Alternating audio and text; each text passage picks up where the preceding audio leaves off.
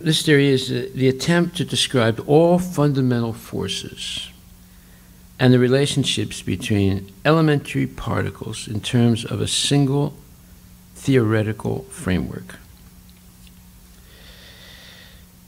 In other words, it's an attempt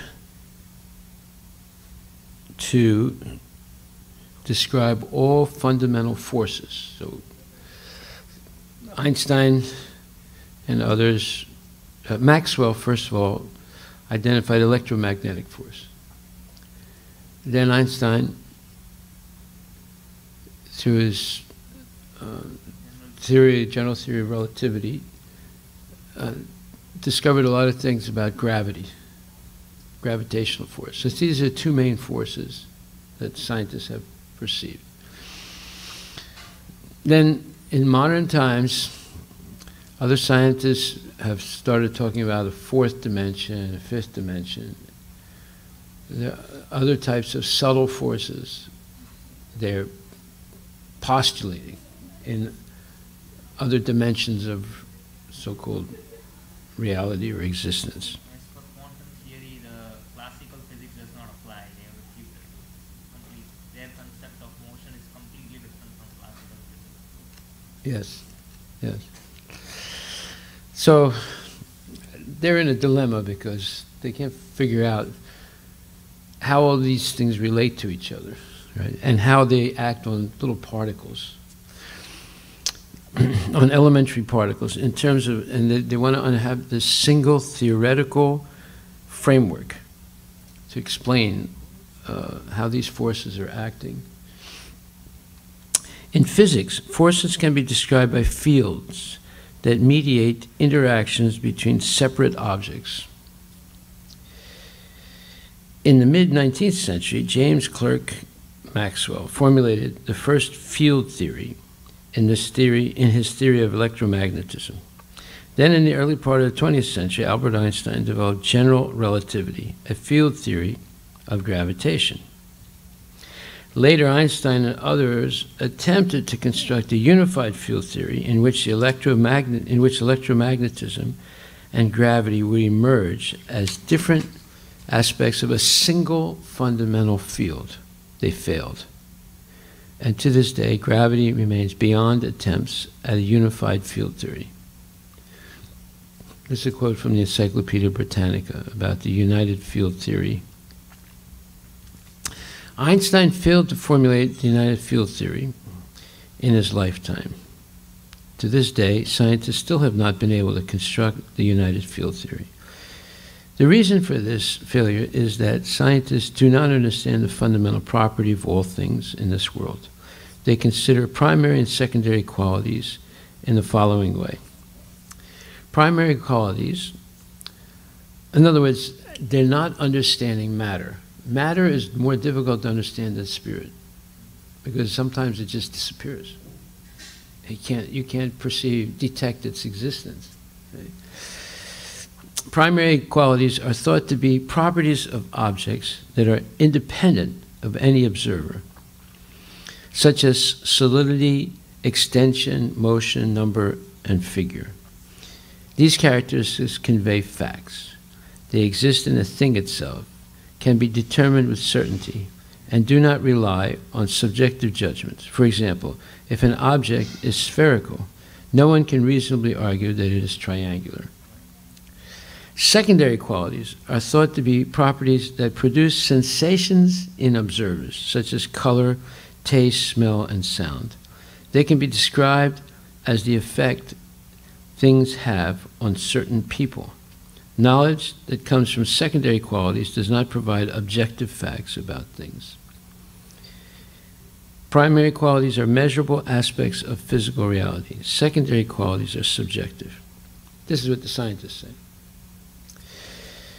Both primary, now this is myself speaking, both primary and secondary qualities are defined above, are not the correct way to perceive the reality of things in this world. What the scientists and psychologists have done is separate the perception of reality from Lord Krishna. In other words, they see everything minus Krishna. Thus, they remain always baffled in trying to explain what is real. This point is explained in the Srimad Bhagavatam. Rite ritam yat pratiyeta na pratiyeta chatmani tadvidyad atmano mayam yato baso yata tama. O Brahma, whatever appears to be of any value, if it is without relation to me, has no reality. Know it as my illusory energy, that reflection which appears to be in darkness. So in other words, we just read what the scientists believe are primary qualities. They didn't mention Krishna at all. They mentioned the thing in itself without its relationship to Krishna. So then it becomes illusory as far as Bhagavatam is concerned. Bhaktivedanta Swami Prabhupada explains, in the previous verse it has already been concluded that any stage of the cosmic manifestation, its appearance, its sustenance, its growth, its interactions of different energies, its deterioration, and its disappearance, all has its basic relation with the existence of the personality of Godhead. That's the point. That is the main point right there. And the scientists, the way they define primary qualities of something, there's no mention of its relationship with God. See? They are disjointed at two levels. According to Bhagavatam, what is perceived by senses is the primary quality, because that is real empiricism, that's something you can validate. And those values have relationship to Krishna. For instance, green color is objectification of Krishna's vipralamba bhava. Green signifies separation. But when those qualities are inherent, their primary qualities in the object itself. They are objectified. So the quality comes first. The quality of separation with pralamba, and that is objectified in the color green. So it is the primary property. Green color is the primary property of the object. It's exactly opposite of what science says. Well, in other words, if one is feeling separation from Krishna, then whatever they perceive, they see its relationship to Krishna, because they can't think of anything separate from Krishna. Right.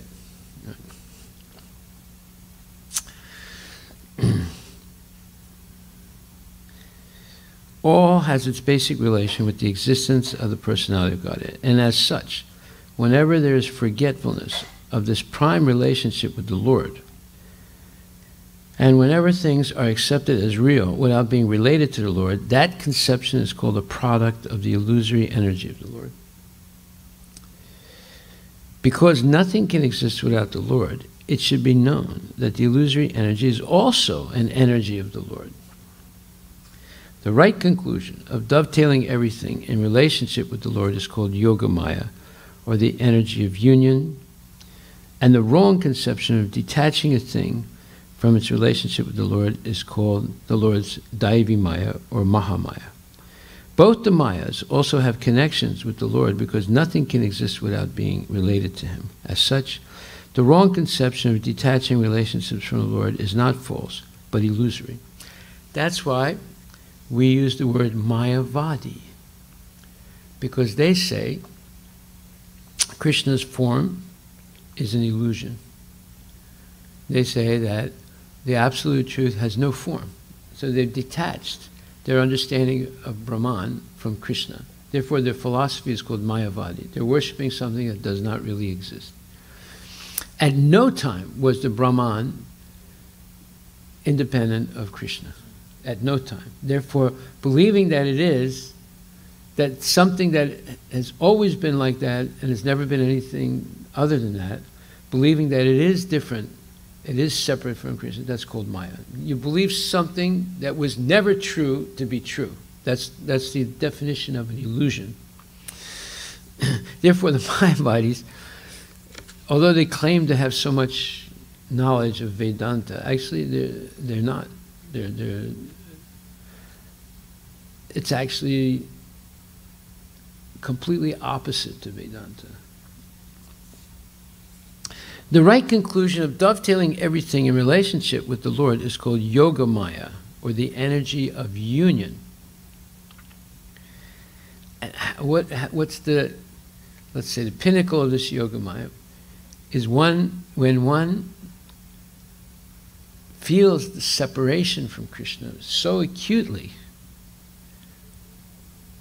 And for example, Radharani and the gopis were feeling so much separation from Krishna that they went into states of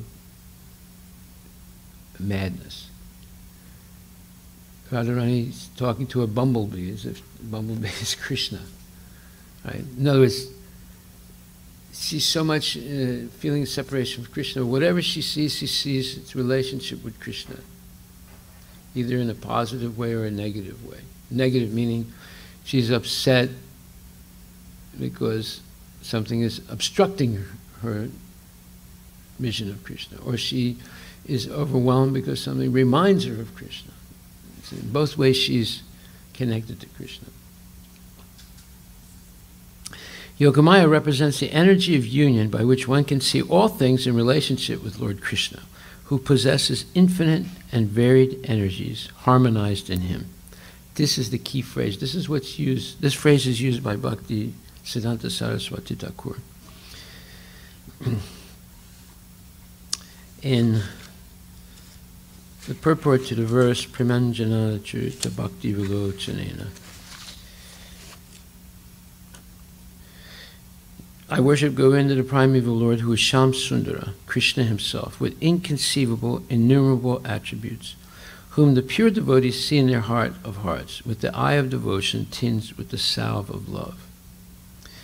Purport by Bhakti Siddhanta Saraswati Thakur. The Sham Sundara form of Krishna is his inconceivable, simultaneous, personal and impersonal, self-contradictory form. Think about that. The Sham Sundara form of Krishna is his inconceivable, simultaneous, personal and impersonal, self-contradictory form. In other words, how can his personal form also be impersonal at the same time? It's self-contradictory. But this self-contradictory, let's say, appearance is harmonized by his infinite energy. True devotees see that form in their purified hearts under the influence of devotional trance, meaning Shamsundar form. The form Shama is not the blue color visible in the mundane world, but is the transcendental variegated color affording eternal bliss and is not visible to the mortal eye. On a consideration of the trance of Vyasadeva in the sloka Bhakti Yogena Manasi, Srimad Bhagavatam 174, it will be clear that the form of Sri Krishna is the full personality of Godhead and can only be visible in the heart of a true devotee, which is the only true seat in the state of trance under the influence of devotion. When Krishna manifested himself in Vraja, both the devotees and non-devotees saw him with this very eye, but only the devotees cherished him, eternally present in Vraja, as the priceless jewel of their heart. So, when Krishna appears in this world, in Vrindavan, both devotees and non-devotees see him. Nowadays also, the devotees see him in Vraja in their hearts, saturated with devotion, although they do not see him with their eyes. The eye of devotion is nothing but the eye of the pure, unalloyed spiritual self of the jiva. The form of Krishna is visible to that eye in proportion to its purification by the practice of devotion. When the devotion of the neophyte reaches a stage of bhava bhakti, the pure eye of that devotee is tinged with the salve of love by the grace of Krishna, which enables him to see Krishna face to face. The phrase, in their hearts, means Krishna is visible in proportion as their hearts are purified by the practice of devotion.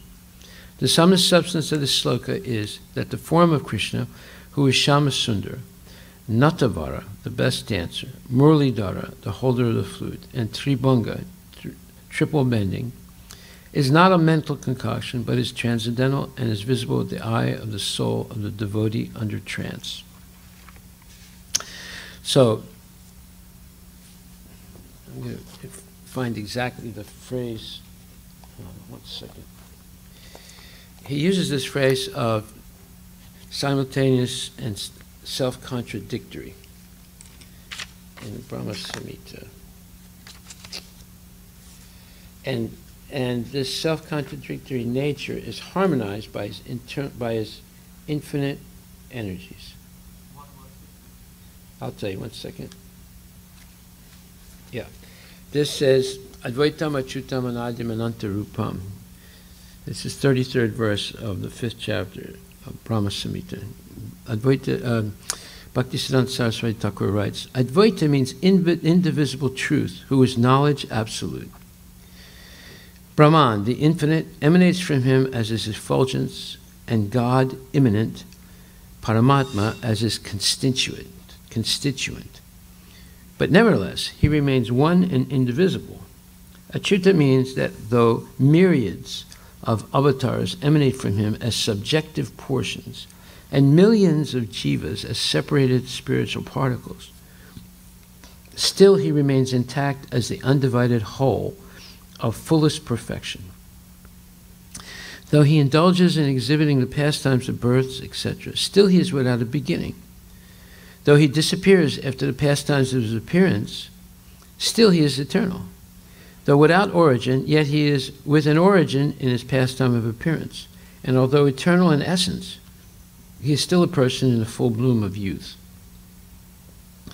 The sum and substance of it is that though he possesses diverse and apparently mutually contradictory qualities, still they are in universal harmonious concordance by dint of his unthinkable potency. This is what is meant by Chid-dharma, or transcendental nature, as distinguished from the material nature. So in the material nature, we're living in a material nature. Our body is made of matter. We cannot understand Krishna's transcendental body and Krishna's transcendental nature, where all these self-contradictory qualities are harmonized. See? How would a empiricist understand Krishna? You understand? It's impossible for them, because they can't imagine that there's a being that can harmonize self-contradictory qualities. First of all, self-contradictory qualities is in and of itself illogical for those who are empiricists.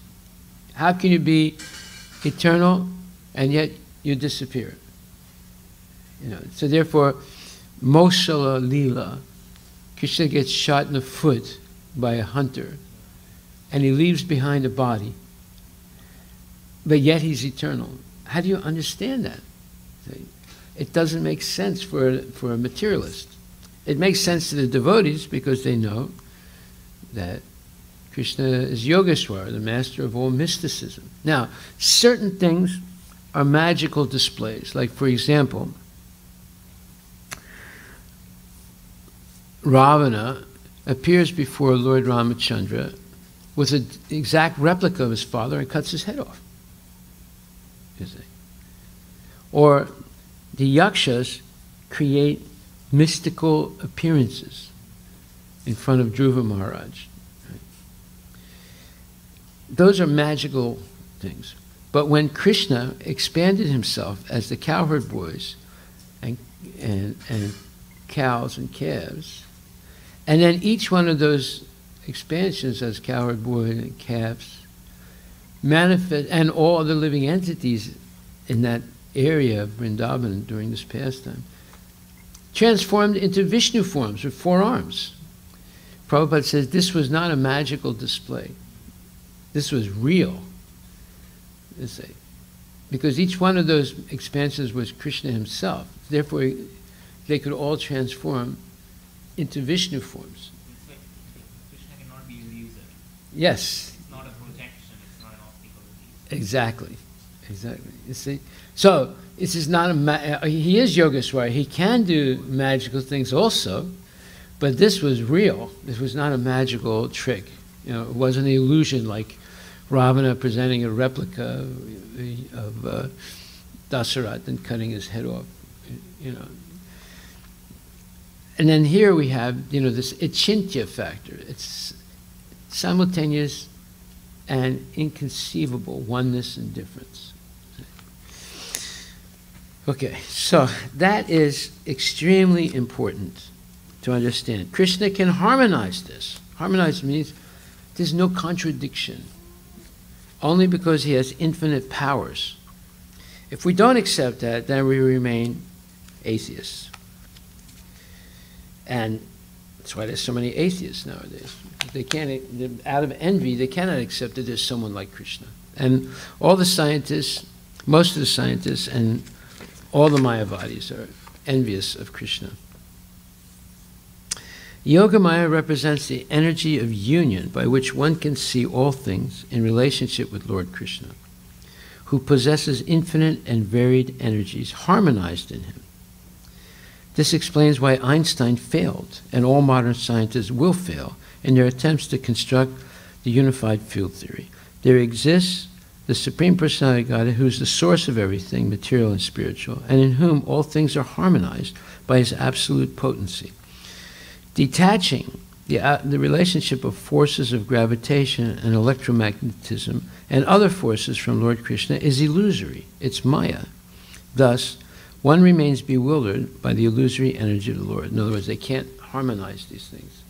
They can't see one fundamental theorem that unites electromagnetism and gravitation and maybe other forces that they may discover. The correct vision of an enlightened person is explained by Lord Chaitanya, Krishna's most merciful incarnation. He says, Mahabhagavata deke stavara jangama tahan tahan hayatandra Shri Krishna spurana. A devotee advanced on the spiritual platform sees everything movable and inert as the Supreme Lord. For him, everything he sees here and there is but a manifestation of Lord Krishna. Chaitanya Charitamrita Madhya 8, 273. Bhaktivedanta Swami Prabhupada comments, due to his deep ecstatic love for Krishna, the Mahabhagavata sees Krishna everywhere and nothing else. This is confirmed in the Brahma Samhita 538. Pramanjana Churita Bhakti Vilochanena Santak Sadeva Hridaya Suvilokanti. As soon as a devotee sees something, be it movable or inert, he immediately remembers Krishna. An advanced devotee is advanced in knowledge. This knowledge is very natural to a devotee. And for he has already read in the Bhagavad Gita how to awaken Krishna consciousness. According to Lord Krishna in the Bhagavad Gita 7:8, Rasoham apsukonteya pavasvisasi suraya pranavasarvavedesu sabdeke purusham nisu. O son of Kunti Arjuna, I am the taste of water, the light of the sun and the moon, the syllable Om in the Vedic mantras. I am the sound in ether and ability in man. Thus, when a devotee drinks water or any other liquid, he immediately remembers Krishna. For a devotee, there is no difficulty in awakening Krishna consciousness 24 hours a day. Chaitanya Mahaprabhu therefore says here, Starvara Jangama Deke Na Deke Tara Murti Sarvatra Haya Nijas Ista Deva Spurti. A saintly person, an advanced devotee, sees Krishna 24 hours a day and nothing else. As far as movable and inert things are concerned, a devotee sees them all as transformations of Krishna's energy. As Lord Krishna states in the Bhagavad Gita 7:4, Bhumir apo nalo vayukam mano buddhirevicha ahankaritya me bina pakritirastata. Earth, water, fire, air, ether, mind, intelligence, and false ego. All together, these 8 constitute my separated material energies. Actually, nothing is separate from Krishna. When a devotee sees a tree, he knows that the tree is a combination of 2 energies, material and spiritual. The inferior energy, which is material, forms the body of the tree. However, within the tree is the living entity, the spiritual spark, which is part and parcel of Krishna. This is the superior energy of Krishna within this world. Whatever living thing we see is simply a combination of these 2 energies. When an advanced devotee thinks of these energies, he immediately understands that they are manifestations of the Supreme Lord. As soon as we see the sunrise in the morning, we arise and set about doing our morning duties. Similarly, as soon as a devotee sees the energy of the Lord, he immediately remembers Lord Sri Krishna. This is explained in this verse, Sarvatra Haya Nija Ista Deva Spurti. The devotee who has purified his existence through devotional service sees only Krishna at every step of life. This is also explained in the next verse, which is a quotation from Srimad Bhagavatam 11.245. Sarva bhuteshu ya pasyat bhagavat bhavam atmana bhutani bhagavat atmani esa bhagavatottama. Sri Chaitanya Mahaprabhu continued, a person advanced in devotional service sees within everything the soul of souls, the Supreme Personality of Godhead, Sri Krishna. Consequently, always sees the form of the Supreme Personality of Godhead as the cause of all causes, and understands that all things are situated in him. So, this brings up an interesting point. Lord Chaitanya explains to, I think it was Sanatana Goswami. Was it Sanatana or Rupa Goswami? I'm not sure. He says that there are three types of energies. There's internal energy, marginal energy, and external energy, right? So far, scientists have defined clearly electromagnetic energy and gravitational force. So both of those would be in the external energy. Is that right? To harmonize them, you can't really harmonize them until you understand three things: material energy, the jiva, and Bhagavan, Krishna. In Bhagavan Krishna, in the internal energy, there are many sub-headings, right? Huh? Yeah, Hladini, Samvid, and Sandini, right? Or Satchit Ananda, right? So you see, this question is not so simple as electromagnetism and gravitational pull. It's much more complicated than that. Now, how are they going to figure out all these things? They can't even figure out the material energy. How are they going to figure out? And then too, their predictability is low. The gravitational law only works in 20% of cases. Yes, yes. That is not perfect. That is not perfect either. Yes. So, and if we, some people say, oh, this is all religion, it's not really scientific. Wait a minute. This is the supreme science. And it's much more complicated than the scientists' so-called material science that they've fiddling around with up until now. Yeah. Okay, so this 11.245 is very important verse also in the Bhagavatam. Or it says, the most advanced devotee sees within everything the soul of all souls, the Supreme Personality of Godhead, Sri Krishna. Consequently, he sees everything in relation to the Supreme Lord and understands that everything that exists is eternally situated within the Lord. So, this is also confirmed in Bhagavad Gita. Yomam pasyanti sarvatra sarvam cha mai pasyati tasyaham na pranasyati sachame na pranasyati. Tasyaham na pranasyami sachame na pranasyati. For one who sees me everywhere and sees everything in me, I am never lost, nor is he ever lost to me. Srila Prabhupada comments, a person in Krishna consciousness certainly sees Lord Krishna everywhere, and he sees everything in Krishna. Such a person may appear to see all separate manifestations of the material nature, but in each and every instance he is conscious of Krishna, knowing that everything is the manifestation of Krishna's energy.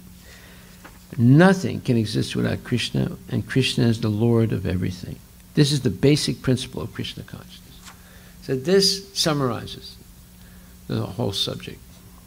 And this answers your question. That is, that in each and every instance, the devotee is conscious of Krishna, knowing that everything is a manifestation of Krishna's energy. Point one.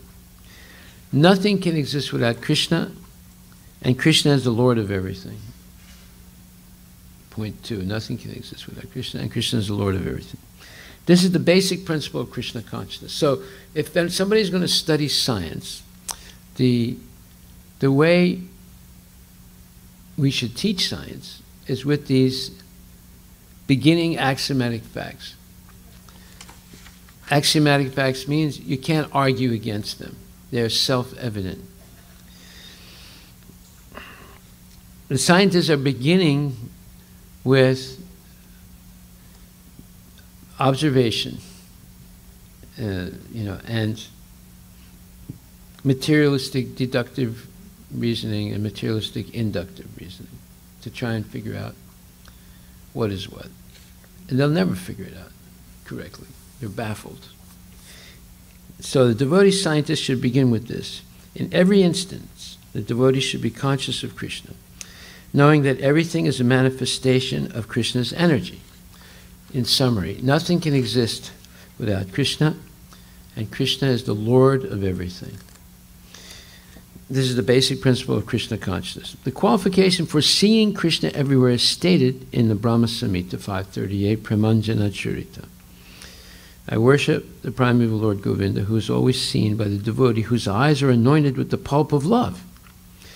Or as Krishna says, 1154, he says, Bhaktya mam abhijananti yavanyas chasmi tatvato. No.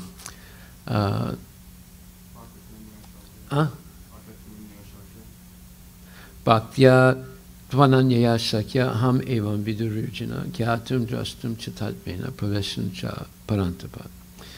Arjuna, you can only see me as I am, standing before you now, by devotional service. That's a very important verse, because that says the same thing, basically, as Premanjana Charita. Let me read the exact verse. Bhaktya tvananyaya sakya ham evam vidurujana. My dear Arjuna, only by undivided devotional service can I be understood as I am, standing before you, and can thus be seen directly. Only in this way can you enter into the mysteries of my understanding. The mysteries of my understanding. Okay, so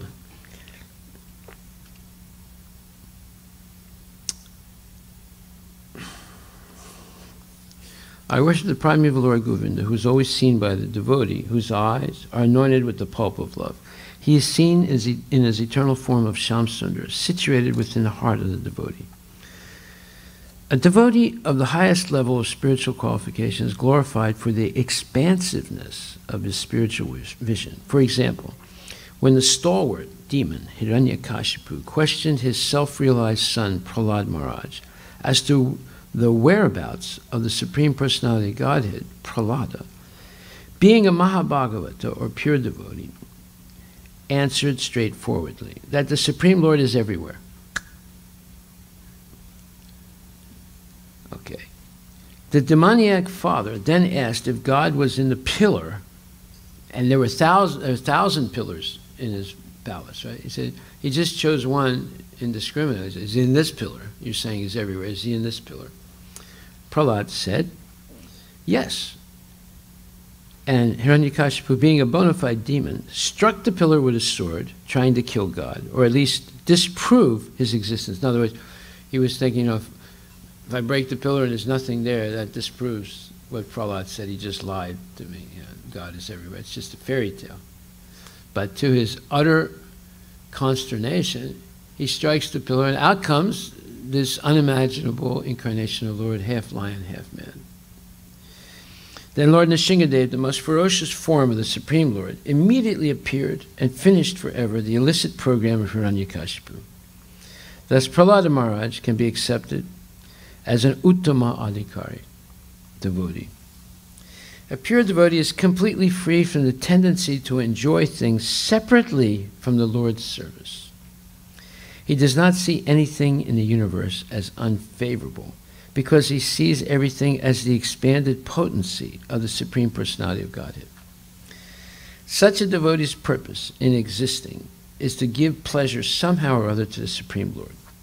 Thus, everything that a pure devotee experiences, moment by moment, increases his ecstatic, loving desire to satisfy the transcendental senses of the Lord. The three modes of material nature torment the conditioned soul, who absorbs his mind in the separated material energy of the Lord. The function of this separated energy Vina Prakriti, is to take the living entity away from the reality, which is that everything is within Krishna and Krishna is within everything. So you see, when Krishna describes his material energy as separated, Bhumir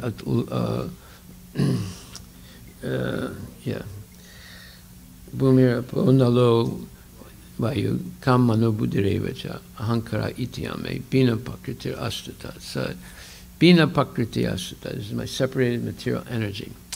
Actually, nothing is separated from Krishna.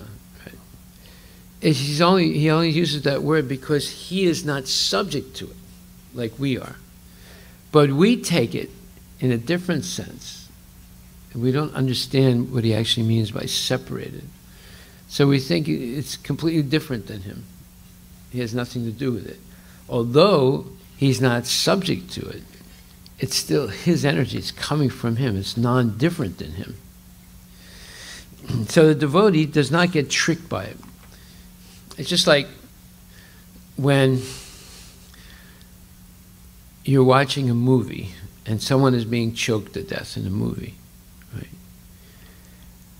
Or let's say you watch a scary movie, right? And there's some dark music in the background, dun, dun, dun, dun, you know. That creates the mood of scariness, right? And then there's a dark room and there's someone who's walking and their eyes are moving around, they're showing fear, and all of a sudden this demon comes out, right? And it's the worst nightmare that one can imagine. And little kids go, ah! You know, and people move around like this, you know, their body exhibits their fright also. They don't want to show it, but still they're reacting. And when you go to a movie, more entertaining is watching the reaction of the people to the movie rather than the movie itself. You see. So sometimes, you know, people are eating popcorn and then they choke on it because they get frightened.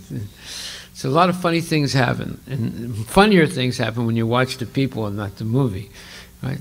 So here we see that a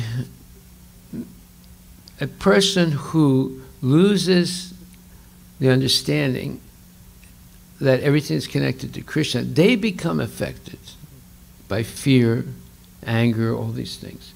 Prahlad Maharaj, when he saw Nrsingadev, he was not afraid. Everybody else, including Lakshmi Devi, were afraid. Right? They were affected. But Prahlad wasn't, because he understood, this is my Lord. Hiranyakashipu thought, now I'm going to defeat my son. He says God is everywhere. So I'll just pick this one pillar randomly and say, is he in here, Prahlad? You know, and Prahlad said, yes, Daddy. He says, now I'll show him now. And he cracks the column, and to his utter consternation, out comes this unimaginable form of the Lord. And it's described as the most fearful,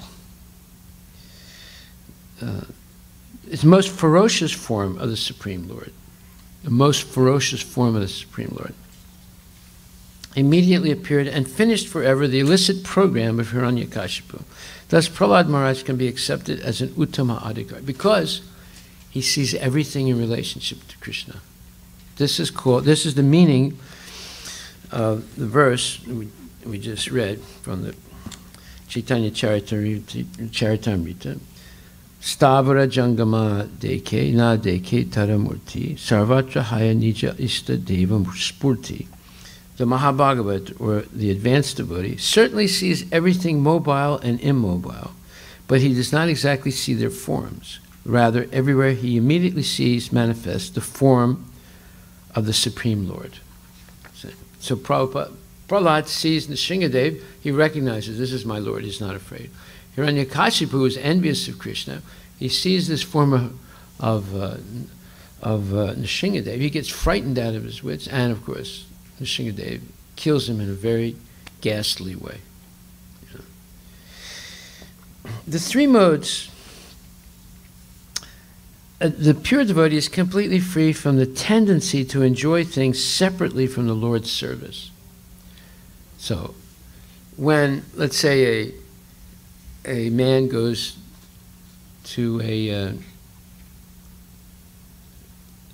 the Folie Bergère. Folie Bergère is a famous nightclub in Paris.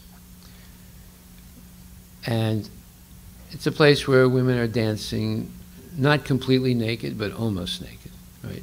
And you have all kinds of people go to that. It's a very famous place. Famous for its infamous entertainment. And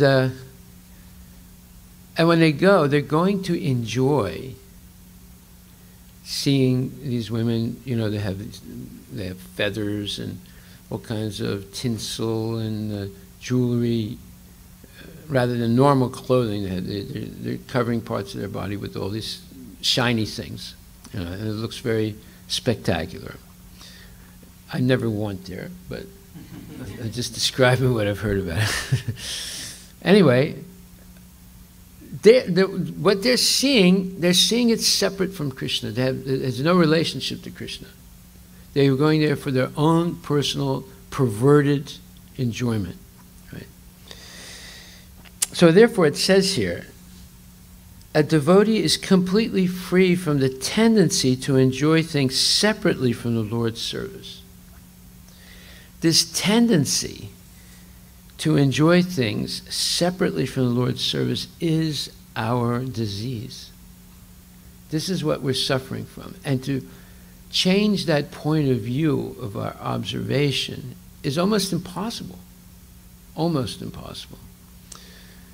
The only way to change it is by constant hearing of Bhagavad Gita and Srimad Bhagavatam in the association of devotees.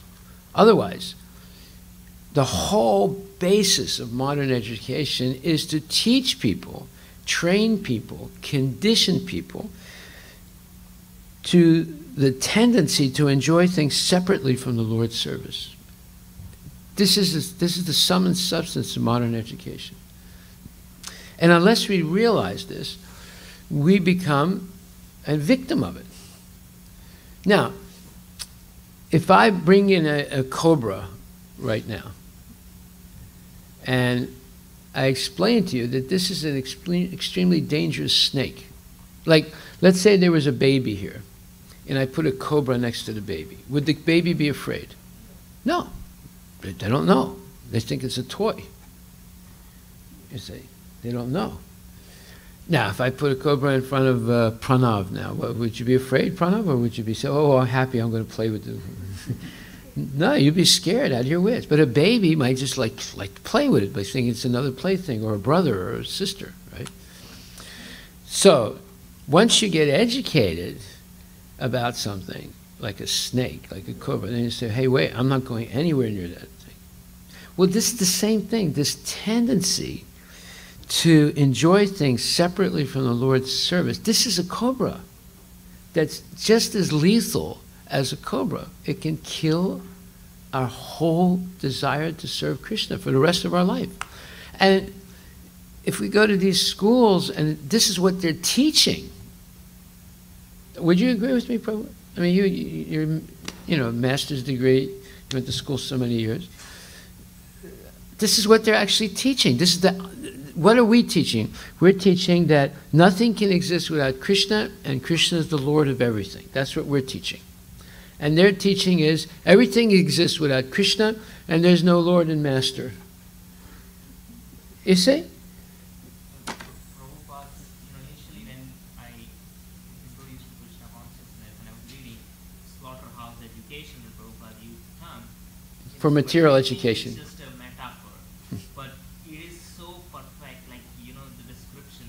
Because the soul, it has a natural tendency to be inquisitive. Like the top 10 questions a child asks are all spiritual. But with systematic atheistic education, once the child comes out of school, he's sure to be an atheist. Yeah. He's completely Not only an atheist, a Vishayi, a sense gratifier.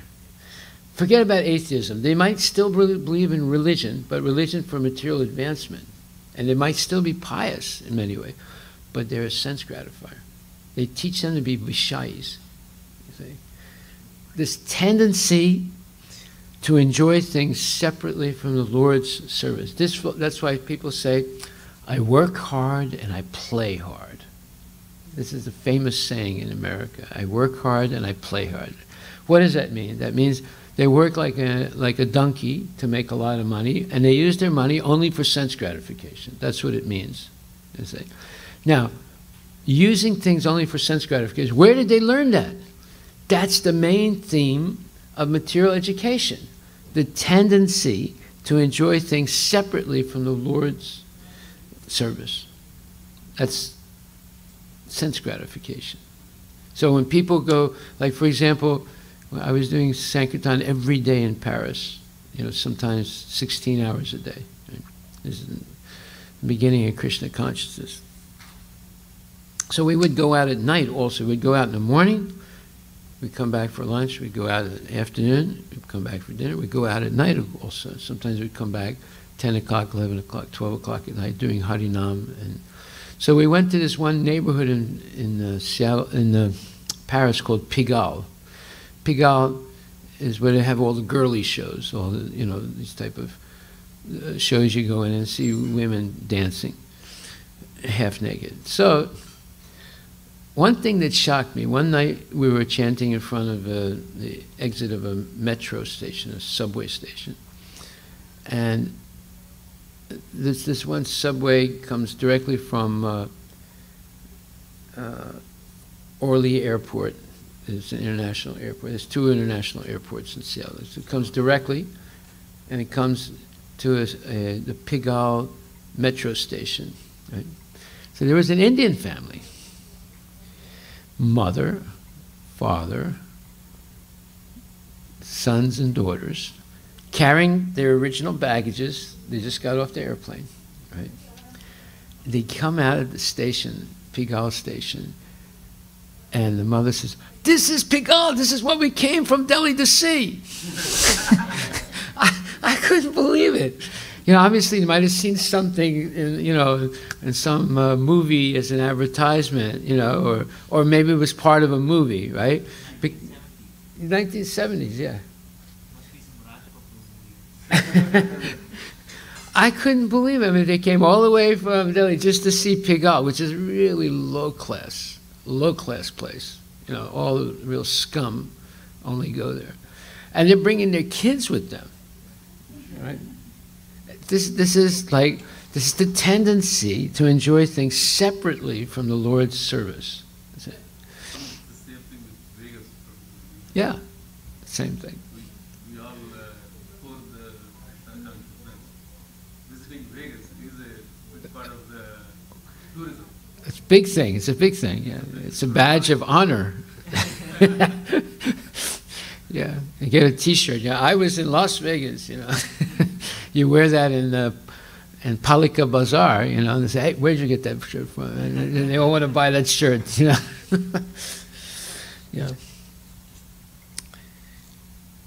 A pure devotee is completely free from the tendency to enjoy things separately from the Lord's service. He does not see anything in the universe as unfavorable, because he sees everything as the expanded potency of the Supreme Personality of Godhead.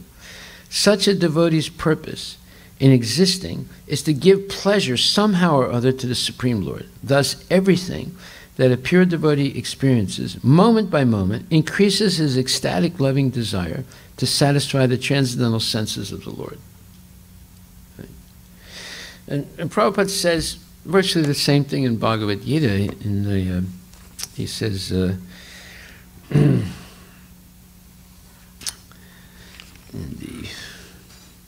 it the 4th chapter? Let me just think 1 second.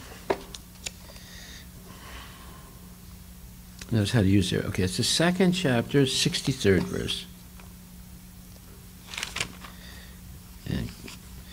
Kodahat bhavati samaha, samahat smriti vibrama, smriti vam sadbuddhina, sabuddhina sat pranasyati. Srila Rupa Goswami has given us this direction. Prapa chikataya buddhas harisambandha vastuna mumukshubhihi parityaji parityago vairagyam falgu katyate.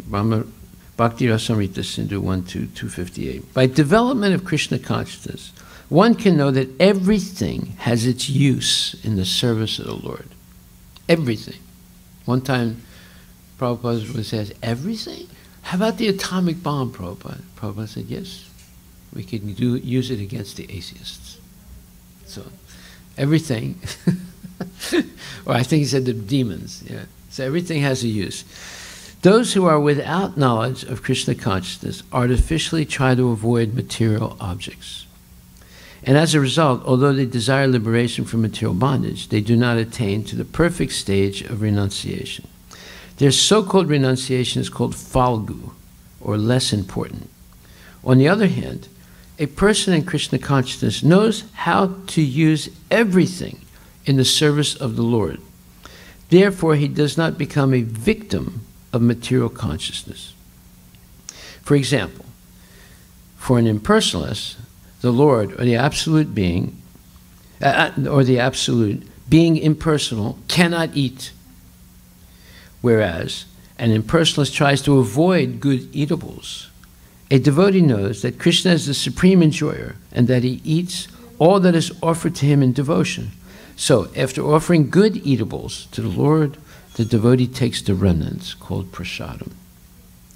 Thus, everything becomes spiritualized, and there is no danger of a downfall. The devotee takes prasadam in Krishna consciousness, whereas the non-devotee rejects it as material. The impersonalist, therefore, cannot enjoy life due to this artificial renunciation. And for this reason, a slight agitation of the mind pulls him down again into the pool of material existence. It is said that such a soul, even though rising up to the point of liberation, falls down again due to his not having support in devotional service. 663 purport, very important purport. And it's basically saying the same thing as such a devotee's purpose in existing is to give pleasure somehow or other to the Supreme Lord. Thus, everything that a pure devotee experiences moment by moment increases his ecstatic loving desire to satisfy the transcendental senses of the Lord. The three modes of material nature torment the conditioned soul, who absorbs his mind in the separated material energy of the Lord. The function of this separated energy, bina prakriti, is to take the living entity away from reality, which is that everything is within Krishna and Krishna is within everything. So really, what is reality? Yes, Arish? Yes. Prabhupada said you can use it against the demons. Just like Shringadev used his nails, right, against Hiranyakashipu. So we wouldn't use it whimsically, but if it came to, let's say, push comes to shove, as they say, then if we had no choice, then we would use it to stop the demons. Yes, just like Ramachandra. Yeah. Well, yeah, the United States actually used 2 atomic bombs to defeat Japan. It killed 150,000 people at least, in 30 seconds. You know? But not the United States is not the devotees, but I'm saying atomic bombs have been used already. The United States is the only country that actually has thrown 2 atomic bombs on another country in a populated area, not an unpopulated area. What was it, Nagasaki and Hiroshima and Nagasaki. So it is something that has been used in the past, but since then, no atomic bomb has been used in highly populated areas. They use them in unpopulated areas to test them, but it hasn't been used against. Thank God, you know. Thank God, thank Krishna. The qualification for seeing Krishna everywhere is stated in Brahma Samhita, Premanjana Charita Bhakti Vilochanena. I worship the primeval Lord Govinda, who is always seen by the devotee, whose eyes are anointed with the pulp of love. He is seen in his eternal form of Sham Sundara, situated within the heart of the devotee. A devotee of the highest level of spiritual qualification is glorified for the expansiveness of his spiritual vision. Yeah. Now, what does this mean? The devotee is always seeing the Lord. This is explained more specifically by Srila Prabhupada in the purport to this verse, 11:245. He says,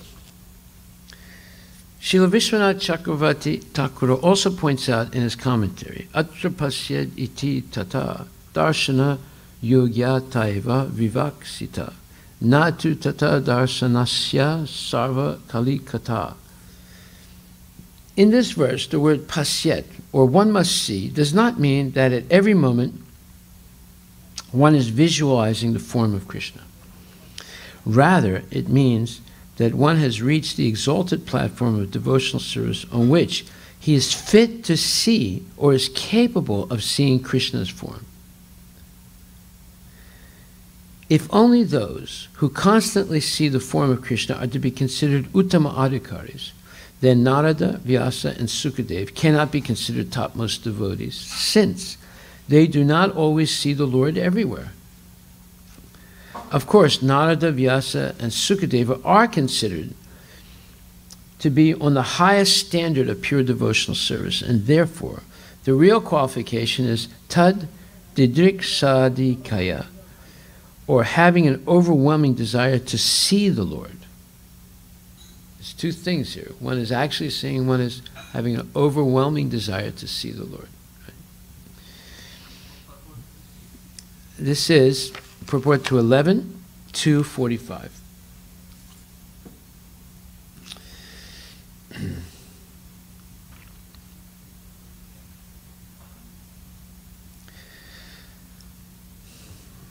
Of course, Narada, Vyasa, and Sukadeva are considered to be on the highest standard of pure devotional service, and therefore the real qualification is tad didrik sadikya, or having an overwhelming desire to see the Lord. Therefore, the statement of Bhagavad Gita that a devotee should see Krishna everywhere, yomam pasyati sarvatra, can be understood in terms of the example of a lusty man's thinking that the world is full of beautiful women. Well, there are newspapers, like there's a newspaper in England, the Daily something, I forget what it is. Everyone has a newspaper. Every time they print a newspaper, and that's like once or twice or three times a day, they come out with different editions of news in print. There's pictures of semi-naked women. Now, why do they do that? It's to satisfy these lusty men who want to see, beautiful women all the time. The example of a lusty man's thinking that the world is full of beautiful women. Right? Or else in America they have the magazine Playboy. That's for all these lusty old men. They want to see beautiful women. Similarly, one should become transcendently so desirous of seeing the Lord that one can perceive within the entire universe nothing but Krishna and his potency. Vasudeva Sarvam Iti. In Srila Prabhupada's correspondence in 1969 with Professor J.F. Stahl of the University of California, Srila Prabhupada claimed that all of his disciples who were strictly following the intense program of Krishna consciousness were in fact Suradurlabha Mahatmanas, or who were seeing Vasudeva Sarvam Iti. In other words, if one is constantly engaged in Krishna consciousness with an intense desire to please the Lord, and one day gain his association, it is to be understood that in one's life there is nothing but Krishna. If one is constantly engaged in Krishna consciousness with an intense desire to please the Lord, and one day gain his association, it is to be understood that in one's life there is nothing but Krishna. Srila Vishwanath Chakravarti Thakur has warned us, however, that a mere theoretical or academic understanding that Krishna is everything does not qualify one as a first-class devotee. One must actually have developed love for Krishna Therefore, it can be practically understood that anyone who enthusiastically adopts the Krishna consciousness program and eagerly participates in the preaching activities of the International Society for Krishna Consciousness is acting on the platform of a Madhyama Adhikari devotee. When such a devotee becomes overwhelmed by his desire to serve Krishna and associate with the Lord, so much so that he is not attracted to anything else within the universe, he should be understood to be an Uttama Adhikari Vaishnava, as mentioned in this verse. So, the difference between theoretical understanding, that Krishna is everything, and practical understanding through developed love for Krishna. That one is not attracted to anything else within the universe. Then they're considered to be Uttama Adhikari. Okay. So the way to present knowledge of matter,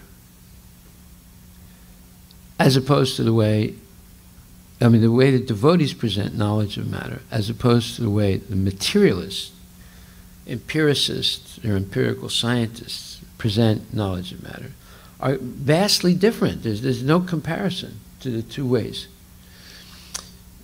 The summary of it is the materialistic and atheistic scientists present matter as separate from Krishna. They don't even believe Krishna exists. They just believe that matter exists. And the devotees know that nothing exists without Krishna, and Krishna is the Lord of everything. Okay?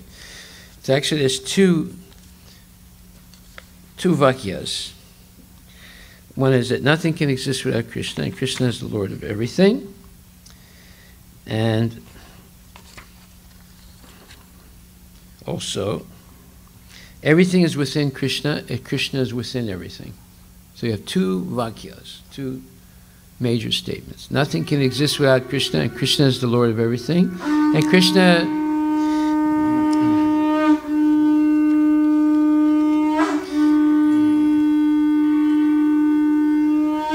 Krishna is within everything, and everything is within Krishna. If you remember those two things, then you won't be baffled by the materialist presentation of matter. Haribol.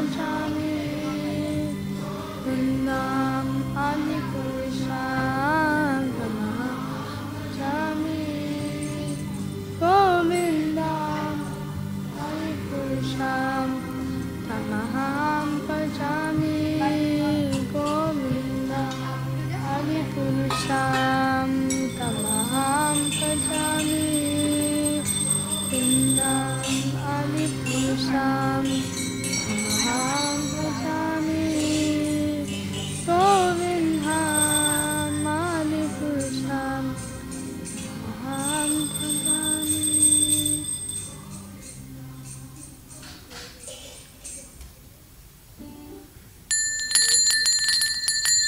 Radha Nila Madhava ki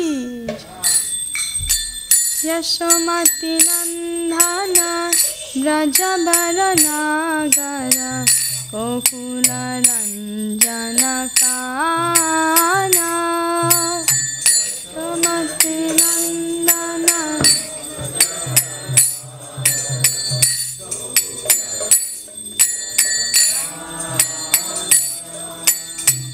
Gopi Paranadhana Madana Manohara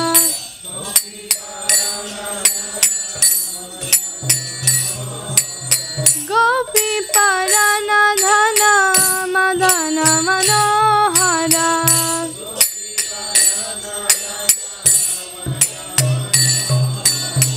Kaliya Dhamana Vidhana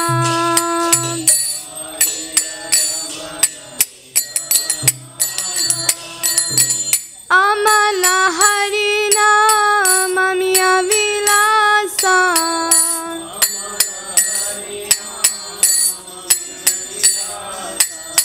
Amala Harina Mamiya Vilasa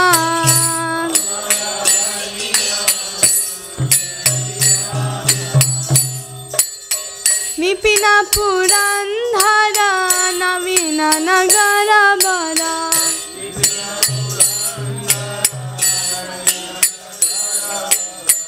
Vamsi Badhana Suvasa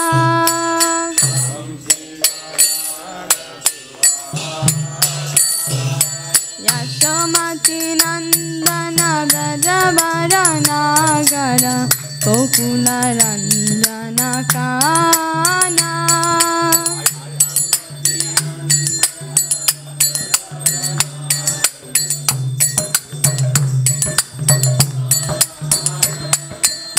Braja Jana Palana Surakula Nashana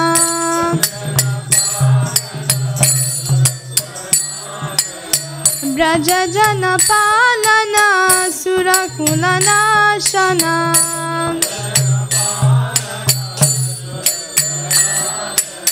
Nanda Godana Rakoala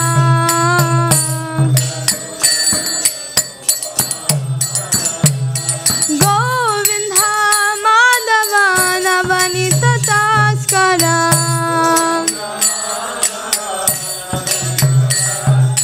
Govinda Madhava Navanita Taskara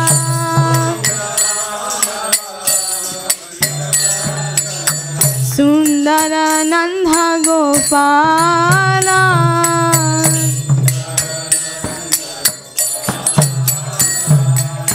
Sundara Nanda Gopala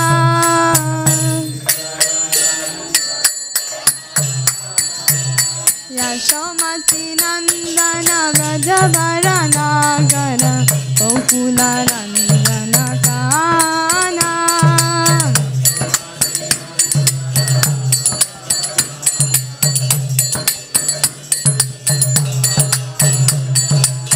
Yamuna Tatachara Gopi Pasanahara Yamuna Tatachara Gopi Pasanahara Rasa Rasika Kripa Moya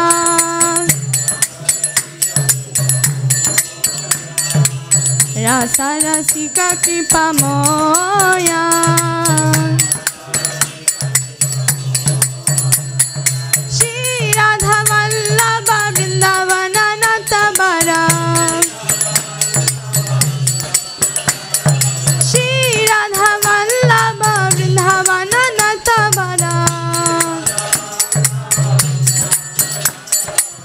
Bhakati Vinodashaya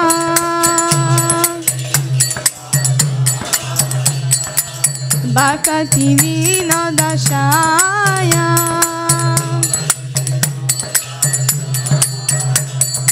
Yashomati Nandhana Vrajavara Nagara Gokula Ranjana Kana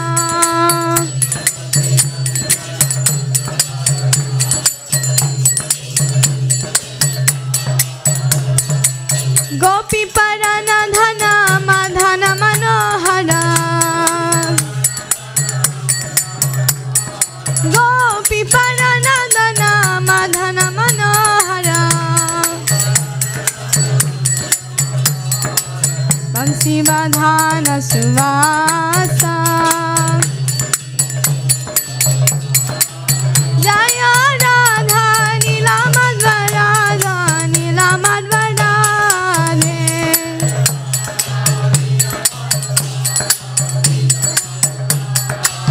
Jaya Radha Nila Madhvarada Nila Madhvarada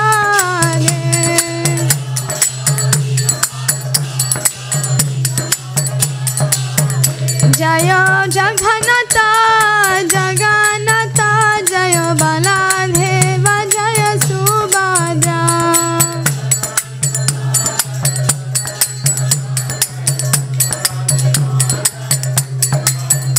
Jaya Jagannatha Jagannatha Baladeva Jaya Subhadra Jaya Jagannatha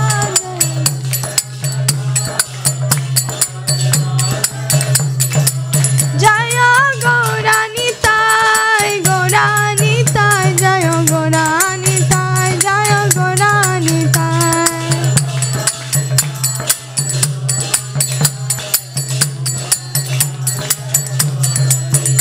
Jaya Sita Ram Lakshman Hanuman Jaya Sita Ram Jaya Lakshman Hanuman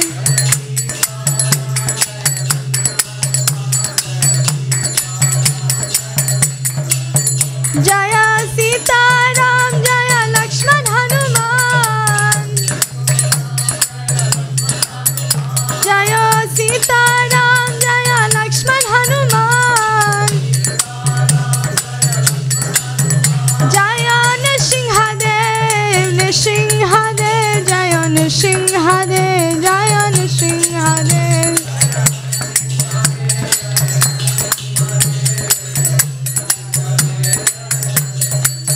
Jaya Prabhupada Prabhupada Prabhupada Jaya Prabhupada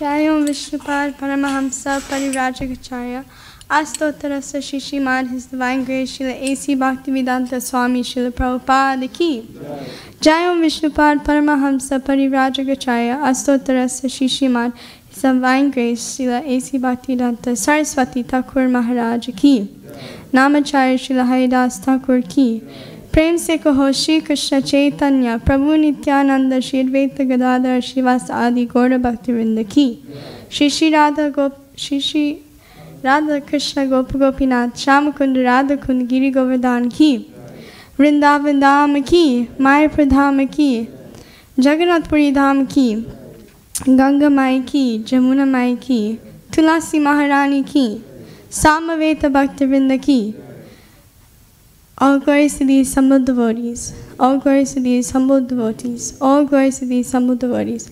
All glories to Shri Guru and Shri Gauranga. All glories to Srila Prabhupada.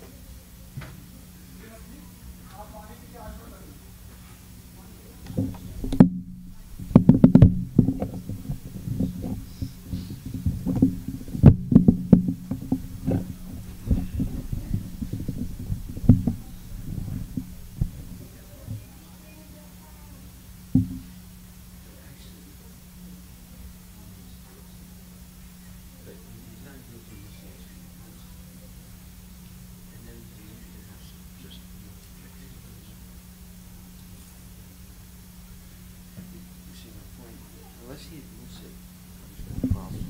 But instead of admitting it, he just says, people have a misunderstanding.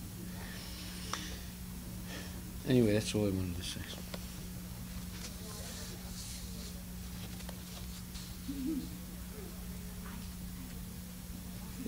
Yeah, you think about it.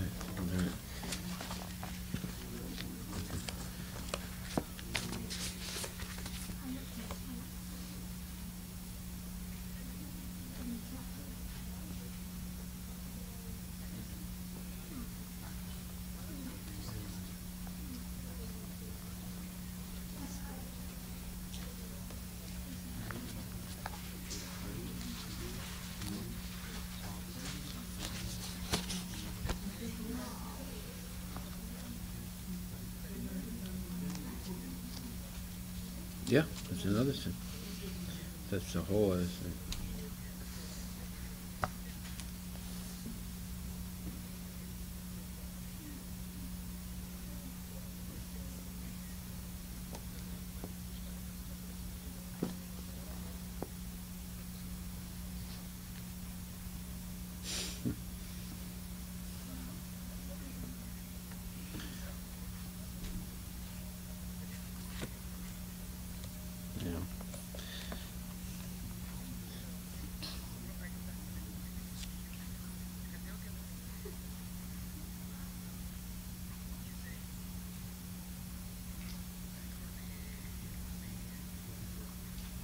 Oh, ask him, how do you move forward with Madhupandi?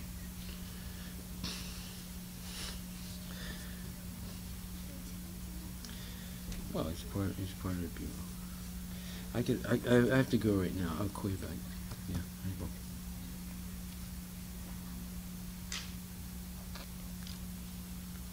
Hare Krishna. Yeah.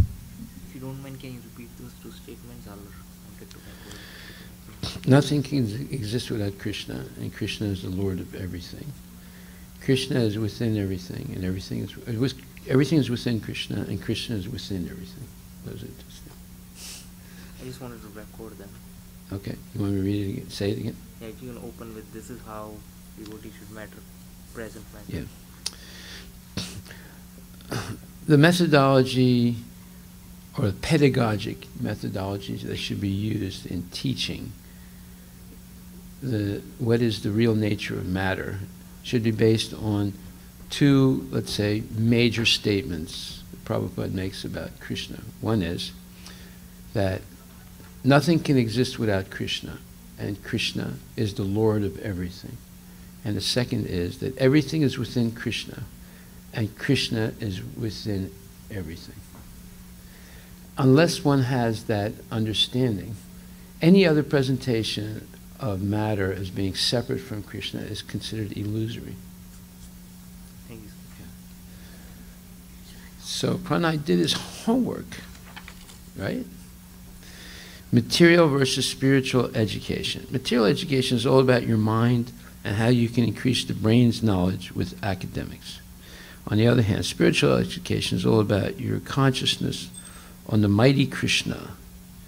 Bhagavad Gita 9.3 Ashadadanak Purusha Dharmasya Parantava Aprapyamam Nivartante Mrityu Samsara Vartamani. Jai Shri Shri Radha Nila Madhava Ki Jai.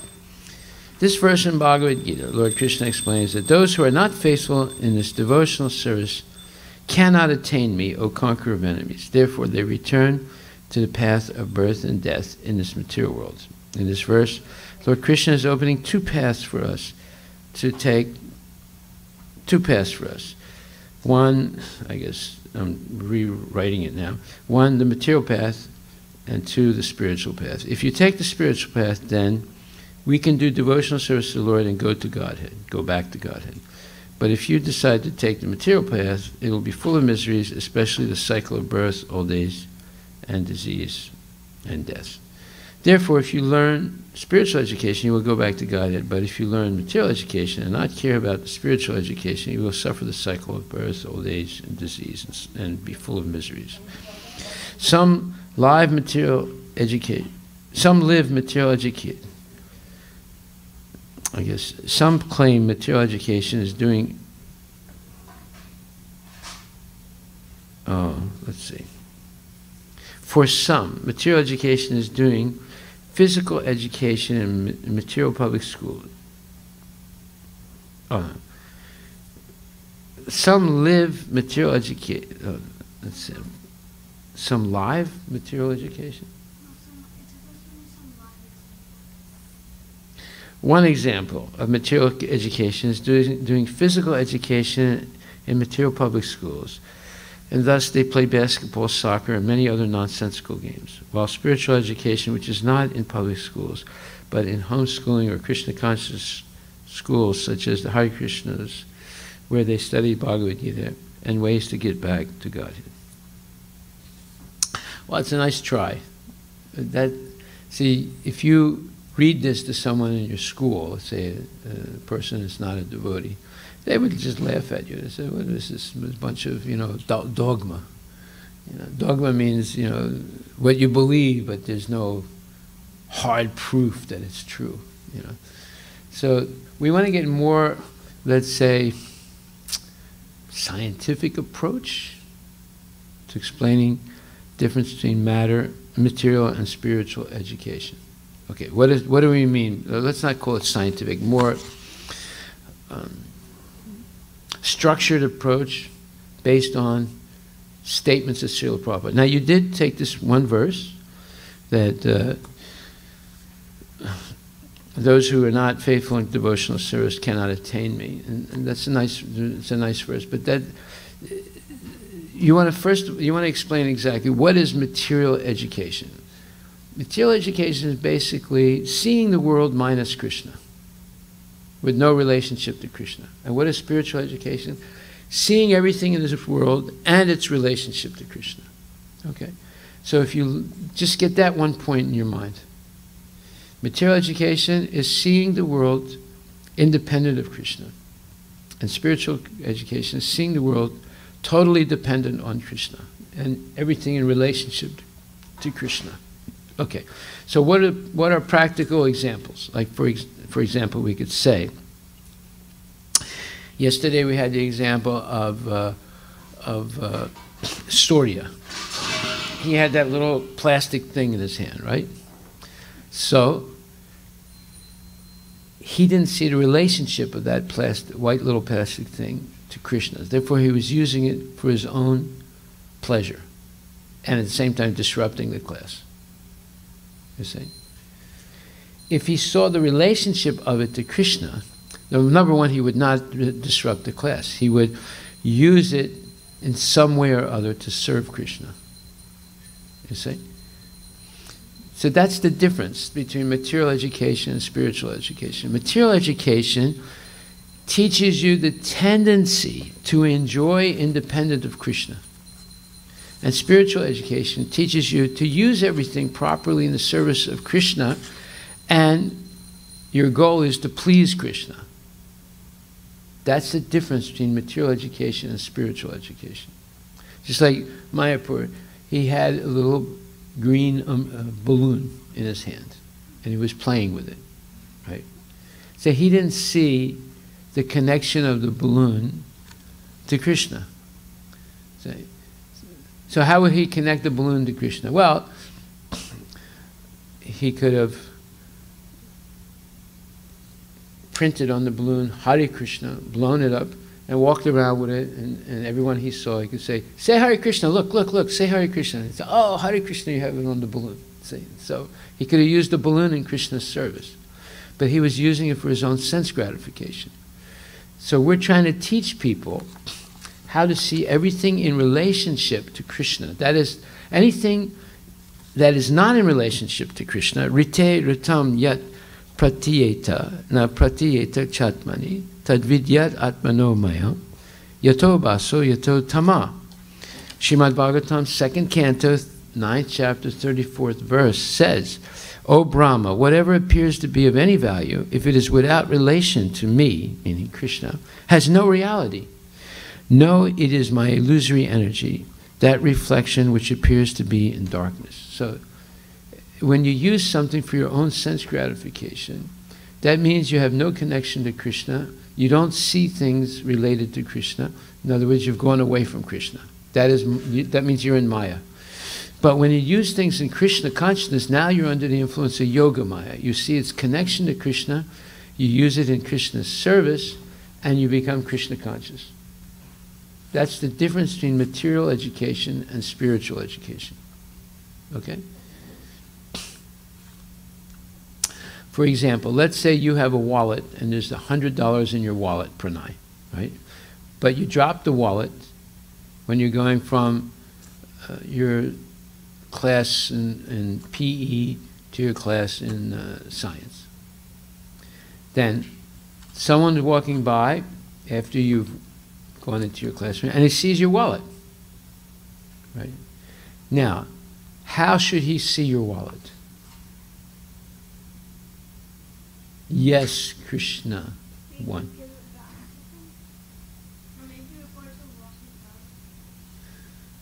Okay, either way, yeah. Should he think, oh, this wallet belongs to me? Finders, keepers, losers, weepers. You ever hear that? Yeah. Would you like that if it was your wallet and someone found it and said, finders, keepers, losers, weepers? Yes.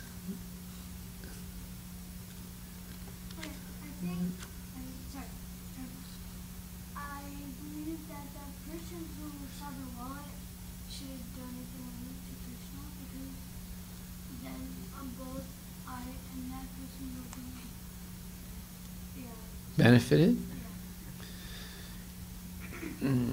Well, actually, that's not the right thing to do.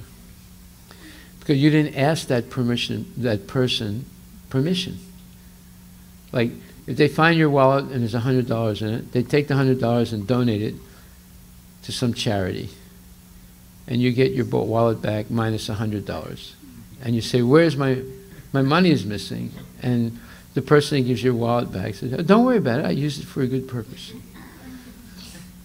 Yeah, they gave it to the International Marijuana Use Organization. Now you see, you'd have to ask permission of the person to do that. You just can't take the money and use it like that. So, material education teaches you to take the money and use it for your sense gratification. And spiritual education teaches you to always respect other people's, let's say, property and return it to them. And if they want to give you a donation for having returned it, then you can use that in Krishna's service, and that person gets benefit. Yes? So, what if you were just lying on the street? Would you not pick it up? You could walk past it, yeah, or you could pick it up and return it to the person. If it was your wallet, would you hope that people just walk past it, or somebody pick it up and return it to you? How would they know? Yeah, like, Might be a driver's license. but what If you have a wallet, there's usually some identity in it. yeah, but what if like it was just money on the If it's just money on the ground, then you should turn it into the police. Okay, you could make a case, well, just pick it up and give it to Krishna. Yeah. I see, like, if you found this wall, like, open it up, you see an ID, right? Then you look at that ID, you call the police, you tell them, I found the person's wallet, right? Most people have IDs in the wallet, some sort of ID. Yeah.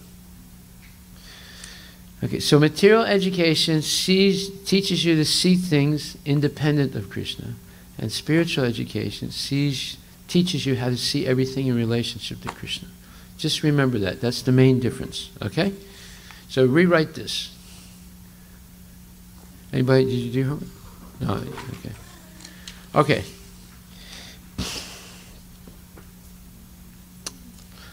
So last point we're going to make here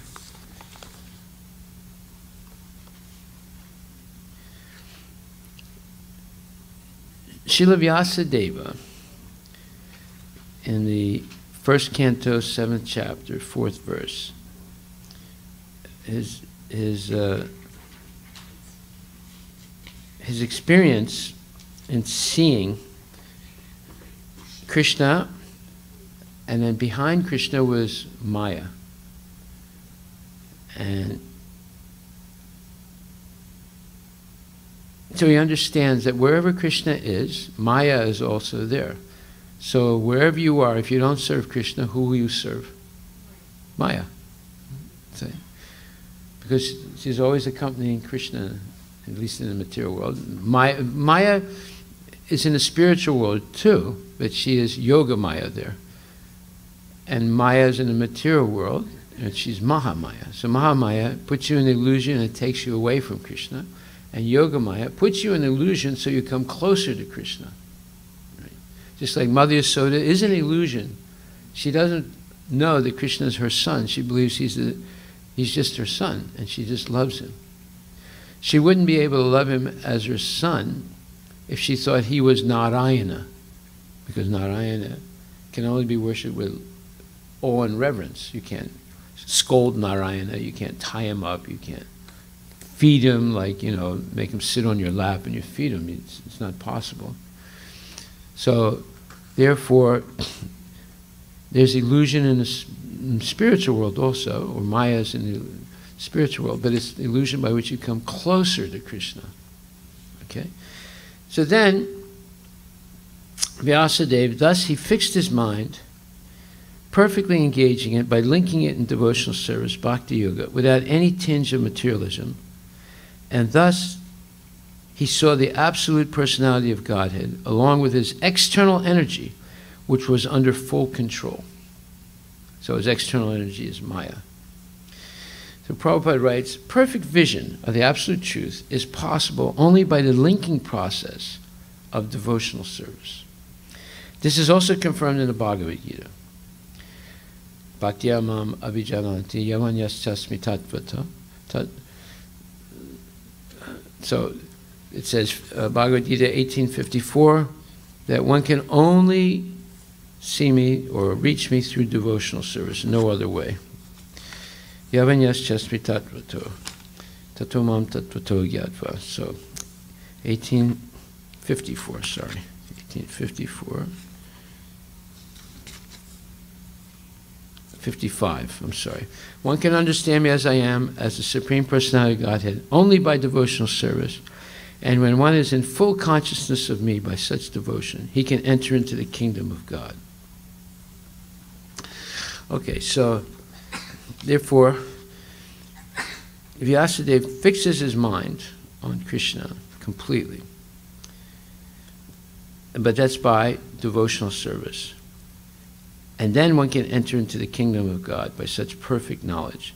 Imperfect realization of the Absolute by the partial approach of the impersonal Brahman or localized Paramatma does not permit anyone to enter into the kingdom of God. So even if you realize Paramatma, you still cannot enter into Vaikuntha. It's a very nice level of consciousness, but it's not enough because there's still incomplete understanding of the Lord. So, imperfect realization of the Absolute by the partial approach of the impersonal Brahman or localized Paramatma does not permit anyone to enter into the kingdom of God. There's another reason why. And that's explained, let's explain the 13th chapter, that when the material nature, let's see, wait a minute, if I can find that verse.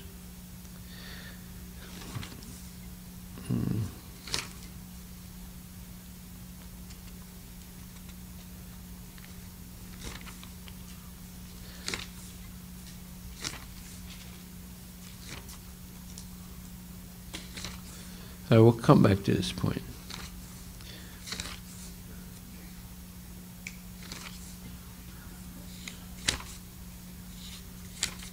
We'll come back to this point.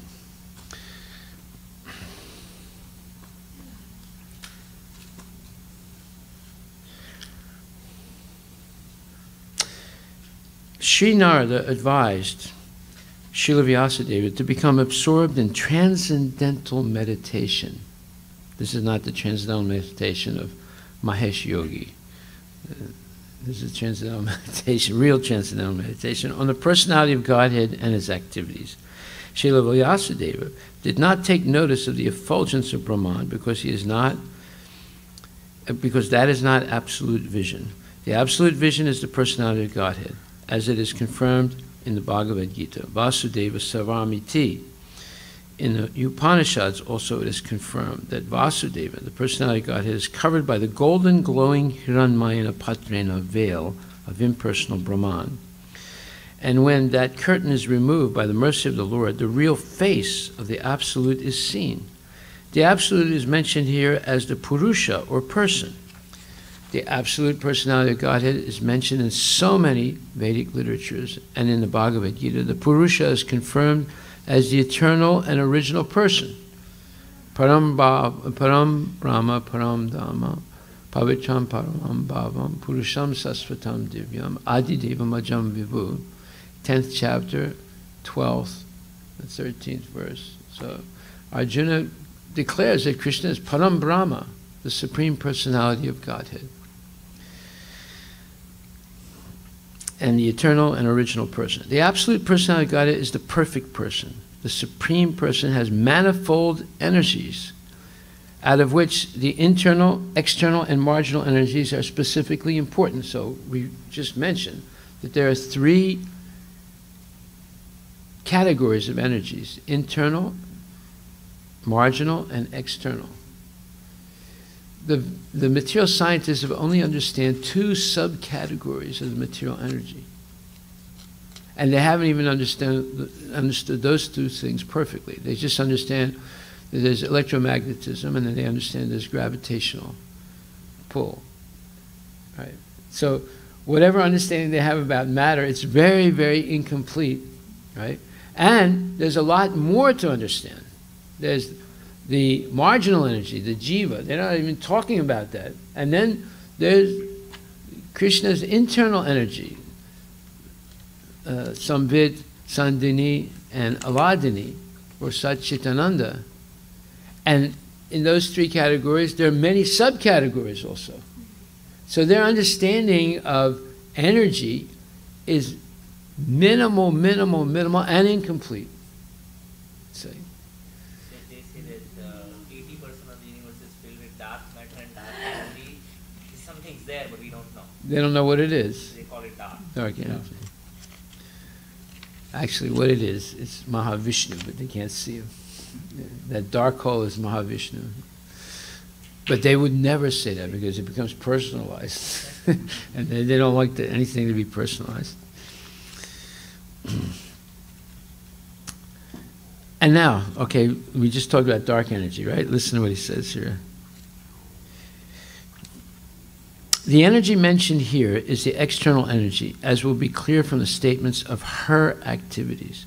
The internal energy is there along with the absolute person, as the moonlight is there with the moon. The external energy is compared to darkness because it keeps the living entities in the darkness of ignorance. So if you hear the materialistic explanation of matter, their explanation will keep you in darkness, you see. That's why we should not take it seriously. I mean, you have to study if you want to get your degree, okay? So you play the game, but you know what the facts are. You know what the facts are. Yes? Yes. It started as soon as people fell down from the spiritual world. Because when you fall down from the spiritual world, you have to forget Krishna, and then you make up theories about life. Why do they make up theories? Because there's birth, old age, and disease and death. So they have to figure out, what's the purpose of all this?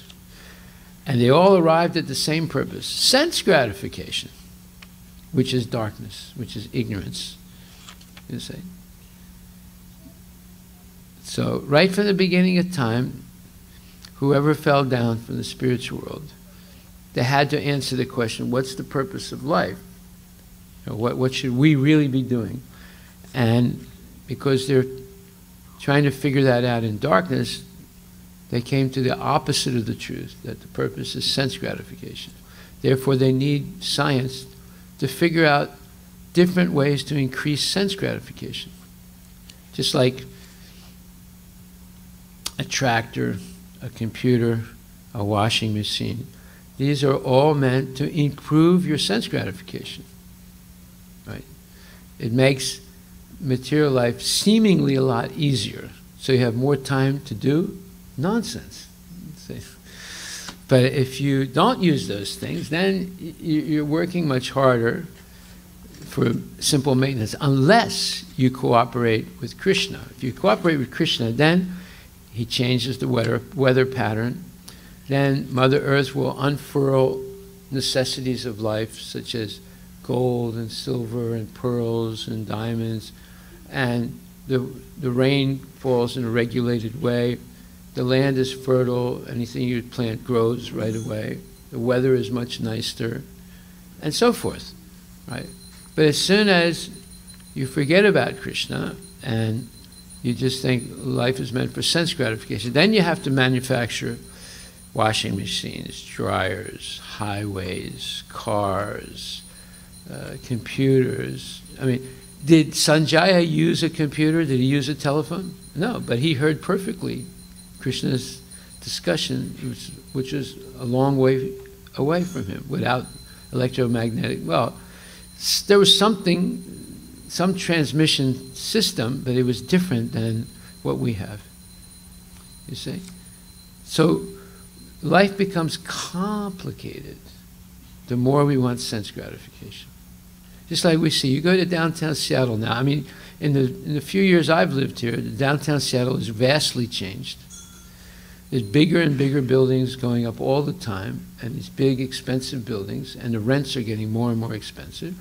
At the same time, you see people in tents living on the street, passing stool and urine on the street, begging. Right? The bigger the buildings, the more tents and the more beggars. Does it make sense? No. When the buildings were smaller, the rents were less, right? People could, afford it. Now buildings are bigger, they're much more expensive. Some people can still afford it, but a lot of people are falling through the cracks and becoming homeless. Yeah. So the more material advancement, the more misery, the bigger the hospitals become. There's two things that are becoming bigger. Sports stadiums, three things are becoming bigger. Sports stadiums, hospitals, and casinos. They're becoming bigger and bigger. Right? And other things are diminishing. Churches and so forth, and places where people can, breathe clean air, so forth. They're becoming less, and these other things are becoming great. Yes? Hare Krishna. So the Festival of Compassion, when we first started, it was like all rainy, and it was like cloudy, so like... And cold. Yeah. So like, was it because, well, we were serving prasadam that everything, like everybody was chasing prasadam? Was that the reason the weather changed to super sunny?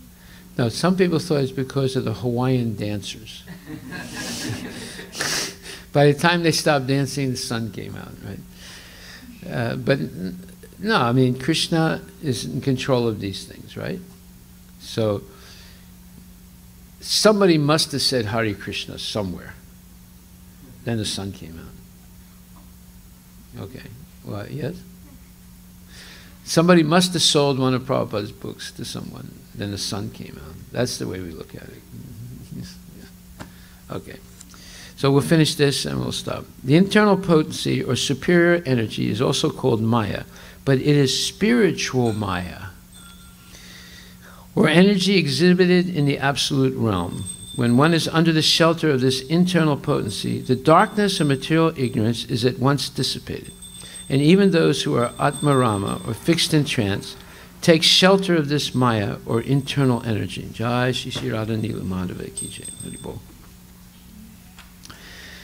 Devotional service or bhakti yoga is the function of the internal energy. Thus, there is no place for the inferior energy or material energy, just as there is no place for darkness in the effulgence of spiritual light. So, if you want the sun to come out, you want the sun to come out? Pranay, you want the sun to come out? Yeah. So what should you do? Yeah, and engage in devotional service. Chanting Hare Krishna or Harinam Sankirtan and devotional service go well together. This is like a diamond in a gold ring. It goes very well together. So you do those two things, everything will change for the better. Okay. Such internal energy, meaning the internal energy is devotional service, where you're directly connected to Krishna and offering things with affection to Krishna. Such internal energy is even superior to the spiritual bliss attainable in the conception of impersonal Brahman. It is stated in the Bhagavad Gita that the impersonal Brahman effulgence is also an emanation from the absolute personality of Godhead, Sri Krishna. The Parama Purusha cannot be anyone except Sri Krishna himself, as will be explained in the later slokas. So yesterday, by distributing a lot of Mahaprasadam, and it was Mahaprasadam, is offered to the deities, by the devotees maintaining Nirjala Ekadasi and engaging in preaching, distributing books, and chanting also, things change for the better. Yeah. So yesterday I was unable to come to the Fest of Compassion. So we saw that.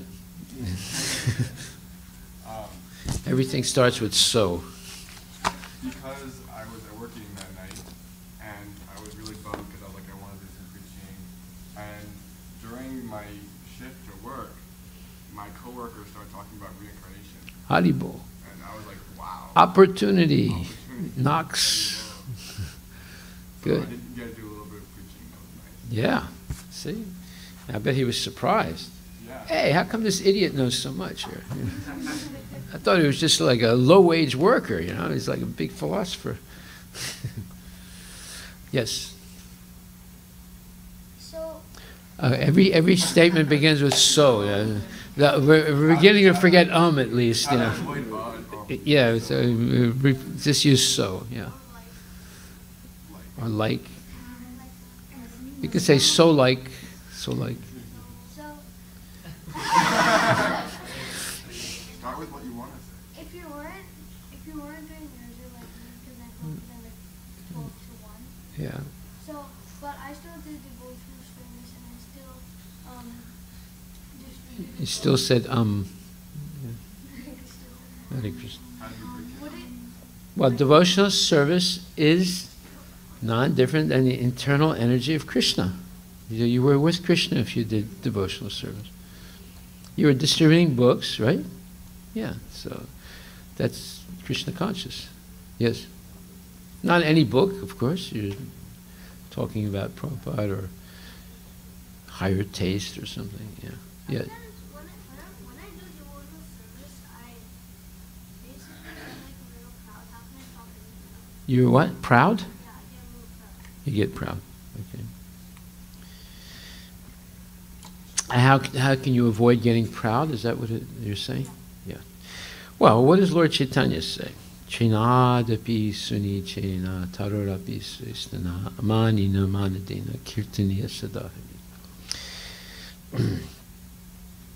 One should be more humble than a straw on the street, more tolerant than a tree, devoid of all false prestige, that means false pride, right?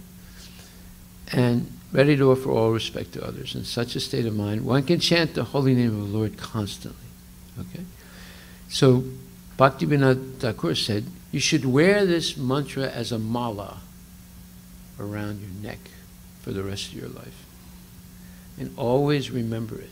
Because if you want to be able to chant Hare Krishna constantly, then it requires these 4 elements. More humble than a straw on the street. Okay, humility, right?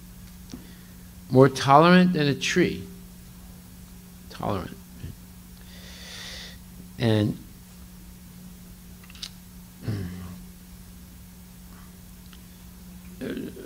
be able to show respect to all others, right? So if you do those 3 things, there's 3 or 4, let me think. What? Yeah, devoid of all sense, false prestige, right? Those 4 things. Then you're engaged in pure devotional service. So if you say, I get proud when I'm preaching, that means it's not pure.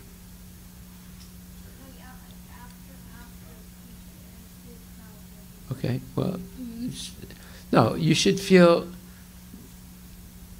if the person leaves you with a positive attitude, is happy that they met you, and they're very satisfied by the way you presented things, and they took a book and they're going to read it, then you should feel happy for them. You see, because that means you've helped them find out something about Krishna. That's what should be in your mind. You shouldn't feel proud. Well, it depends. What do you mean? Proud because of what?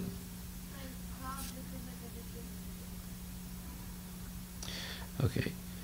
If you replace that pride with happiness, that here is a person who's beginning their journey in Krishna consciousness, and you pray that that person not only reads the book, but may come back again for another book or come to the temple. That should be your meditation. Because that is Krishna conscious, right? More humble than a straw on the street, and not tolerant as a tree, and ready to offer respect to all others, and free from false pride. So you should be focusing on praying that that person will read the book, will find something interesting, and come back again.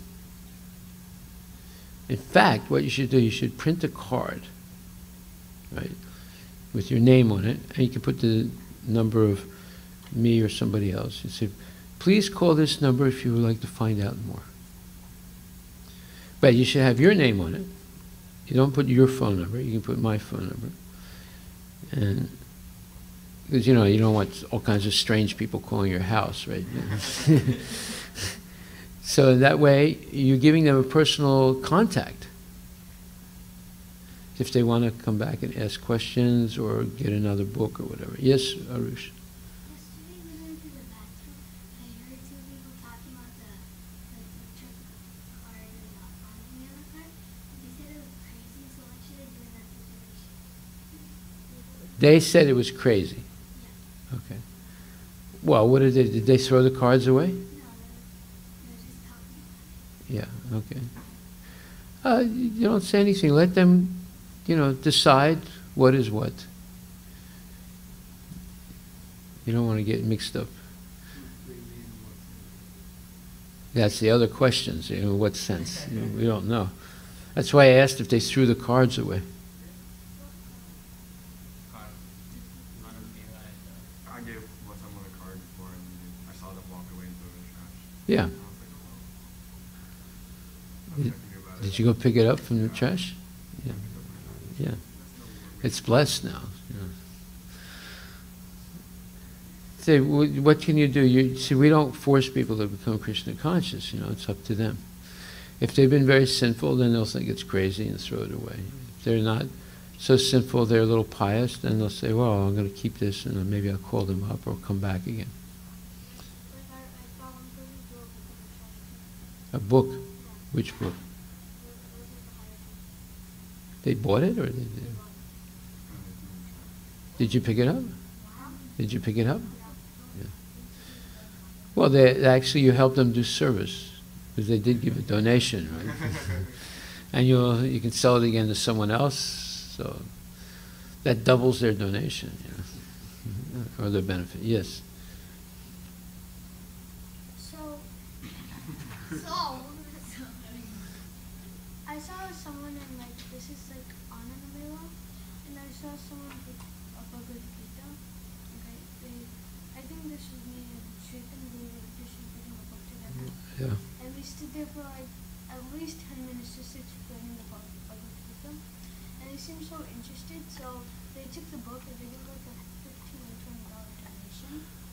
And then we saw them walk. We were heading for the food on the other side because we were gonna take a break. And then we saw that same person going, and then he took the book, and then he tried to sell it to another person. Tried to sell it? Yeah, he tried to sell it to another person. It was really funny. And then that person said no thank you, and he got really enraged. And he took the book and just smashed it on the ground. And then we came up to him and we were like, please don't do that. He said, just read the book and Was this guy an Indian or? I don't remember. Okay. And then we told him